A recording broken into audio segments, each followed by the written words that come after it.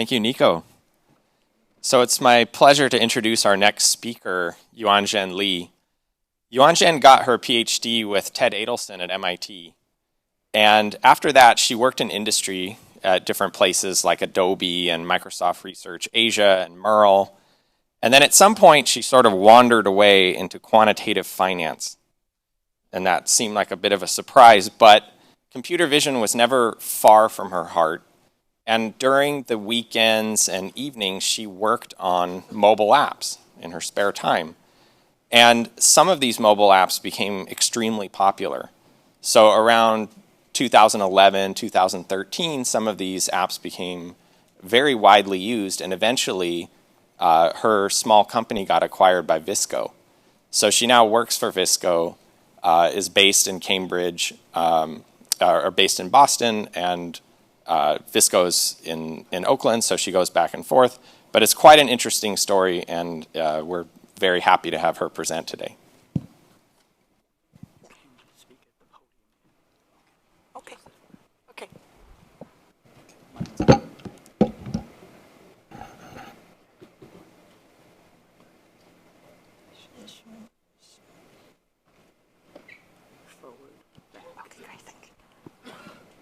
Thank you, Serge.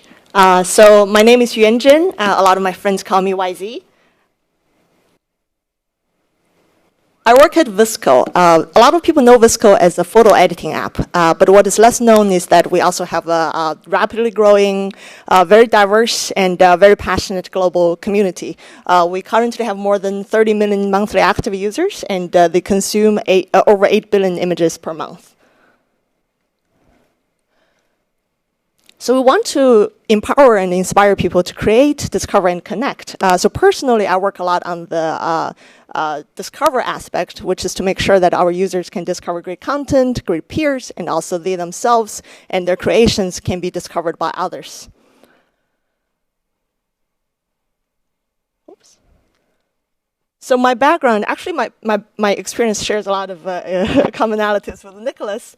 I studied computer science and neuroscience, and I got my PhD from MIT with Ted Adelson, and I was fortunate to work at some of the best research labs on computer vision and machine learning with some of the best minds in the industry. So things that interest me, I'm interested in how human perception works and how to enable computers to perceive like humans, how to capture the world in a visually rich way, and also how to extract information from large amounts of visual data. I believe that visual is very powerful, as Evan mentioned, and I think visual media like images, videos, and new forms of visual experiences such as VR can transport you into places that you would never be in otherwise. And also, if you think about how humans interact and learn to interact with our environment, so much of it comes from vision.